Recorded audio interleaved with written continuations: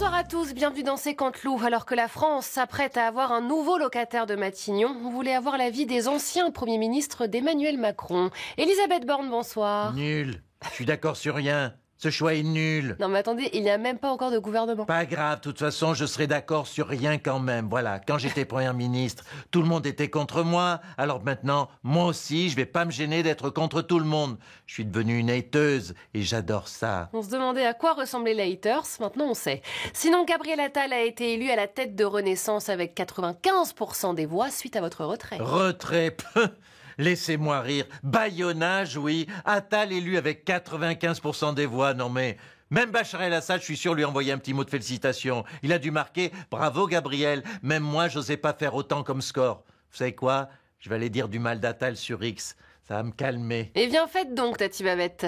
Lors de la consultation des chefs de parti à l'Élysée, le PS est revenu au centre du jeu. Je vous rappelle qu'il y a 10% de réduction sur les cachemires au rayon pull. François Hollande, bonsoir. Le parti était moribond, mais il est redevenu la pierre angulaire des négociations pour Matignon. Ah mais je vous l'avais dit, je reviens dans le game. J'ai ressuscité le PS, on file droit vers l'Elysée. 2027, me voilà, la remontada. Oui, enfin, beaucoup de gens à gauche vous reprochent de l'avoir tué, le PS. Ah bah écoutez, c'est normal.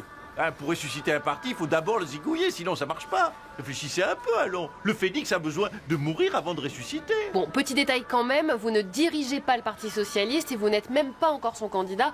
Vous êtes un peu dans la position de celui qui croit qu'il aide à un déménagement alors qu'il porte que les coussins, quoi. Et alors? Faut bien les porter à un moment donné, les coussins. De toute façon, vous n'êtes jamais content de ce que je fais. Heureusement que je suis satisfait pour deux. Oui, heureusement.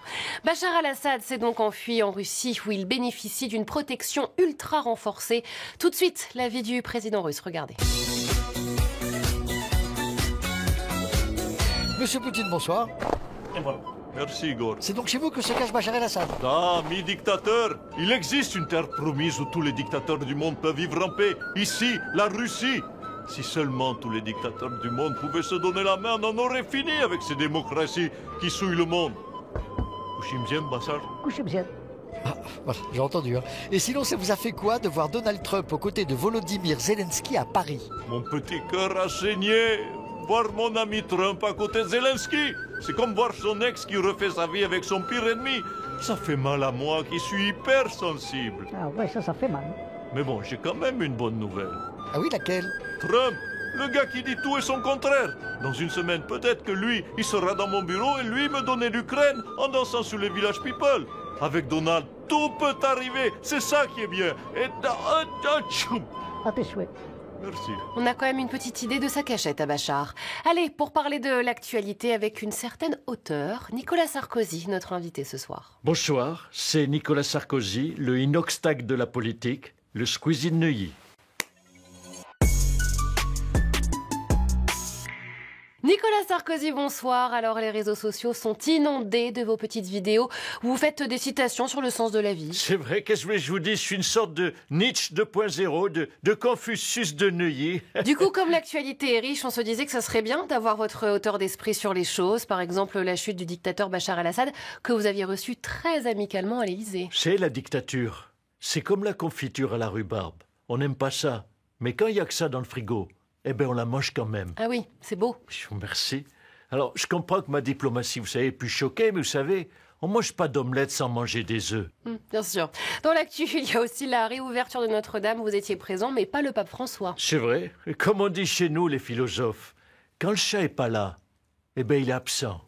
C'est aussi simple que ça, la vie, madame. Et vous savez, Dieu, s'il existe, ben c'est super. Mais s'il n'existe pas, il faudrait l'inventer. Bon bah merci pour toutes ces belles citations. On va les découper, les poster sur les réseaux sociaux. Vous savez, les réseaux sociaux, c'est comme la vie.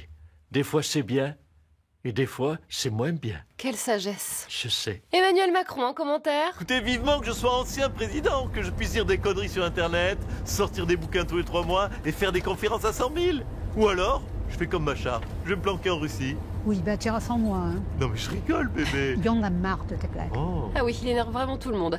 Tiens, Vladimir Poutine, il est chez vous au Kremlin, Bachar el-Assad. Mais arrêtez de dire où il est caché. Le principe d'une cachette, c'est de ne pas être retrouvé. Si tout le monde sait où il est caché, en quoi c'est une cachette? Je suis pas là. À mon avis, il faut le changer de cachette. Nicolas Sarkozy, le mot de la fin? La fin. Qu'est-ce que c'est, si ce n'est l'opposé du début? Et c'est seulement à la fin d'une émission, vous savez, qu'on sait qu'elle est finite. C'est tellement beau. Mais moi aussi, je peux en faire des phrases profondes, tout comme Sarkozy. Hein. Vous savez quoi quand c'est trop?